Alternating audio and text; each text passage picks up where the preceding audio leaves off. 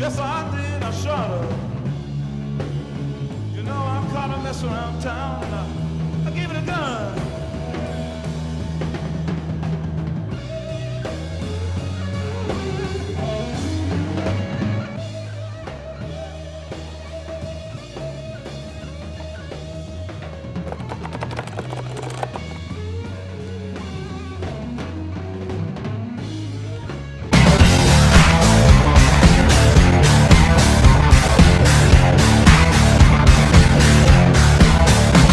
Et salut tout le monde et bienvenue dans ce Microgame 07 où on va monter le son et faire criser vos voisins. Bienvenue dans le match entre Guitar Hero et Rock Band.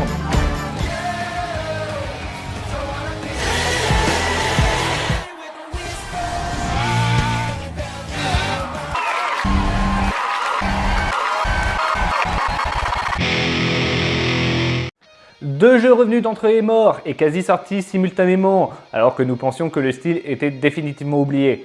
Et vu que j'étais un fan inconditionnel de la série des Guitar Hero, je n'ai pas pu m'empêcher d'acheter les deux. Donc, avant de discuter en profondeur des deux derniers jeux, à savoir Rock Band 4 et New Guitar Hero, un petit historique s'impose. Commençons par l'aîné, Guitar Hero, développé par Harmonix System Music et édité par Activision, sorti la première fois aux États-Unis en 2005 et en Europe en 2006. Guitar Hero comptabilise 9 jeux sur console et 4 hors-série, dont rock des années 80, Van Halen, Aerosmith et Metallica. Nous avons aussi 3 jeux sur console portable et 5 jeux sur téléphone mobile. Je savais que c'était une série énorme, mais je pensais pas à ce point. Et passons à Rock Band, développé également par Harmonix System Music, mais aussi MTV Game, édité par EA et sorti pour la première fois en 2007. Rock Band comptabilise 4 jeux sur la série principale et 2 hors-série sur les Beatles et Green Day. On a aussi un jeu sur console portable et 3 jeux sur téléphone mobile. Comme quoi, petit frère essaye de faire comme le grand, mais c'est pas encore tout à fait ça. Hein. Et comme diraient beaucoup de gars, ce n'est pas parce que t'en as une longue que tu es forcément bon. Guitar Hero ayant changé totalement sa manière de jouer, est-ce que ce changement a été bénéfique ? Alors on met les potards de son ampli à 10, on s'asperge de son parfum au tabac froid, on lustre ses médiators. 1, 2, 3, Guitar Hero contre Rock Band, fight! Passons dans un premier temps sur la hypomètre des deux jeux. Si Rock Band 4 a décidé de jouer la carte de la balade rock en termes de communication, pas très présente, vite oubliée, Guitar Hero quant à lui nous a sorti son plus beau solo death metal en nous sortant les sulfures Lenny Kravitz et le awesome Mess Gianfranco. En plus de ça, ajoutez-y des tests en avant-première et des événements à tout va, le Woodstock de la com.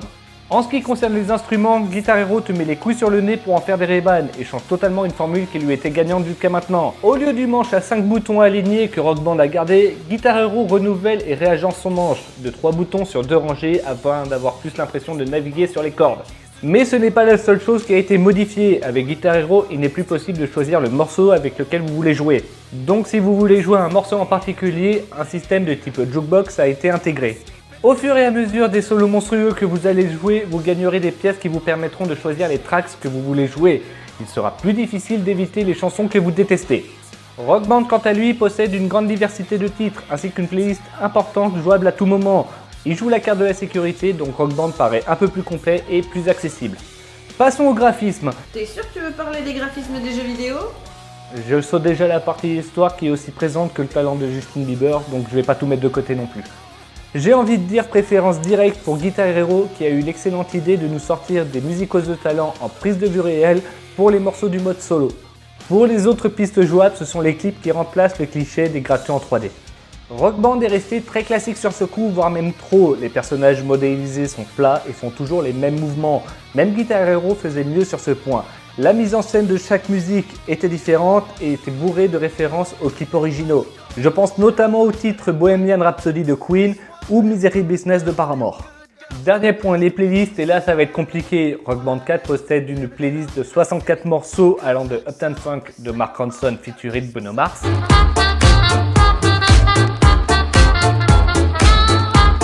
Le titre est de Mark Ronson et pas de Bruno Mars, c'est dans ce sens, non parce que les débats sur ça, non. L'auteur est Ronson et Mars y fait un featuring, c'est tout.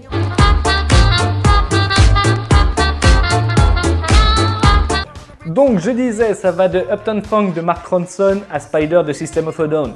Donc vous devriez trouver votre bonheur, la fourchette de genre est assez large.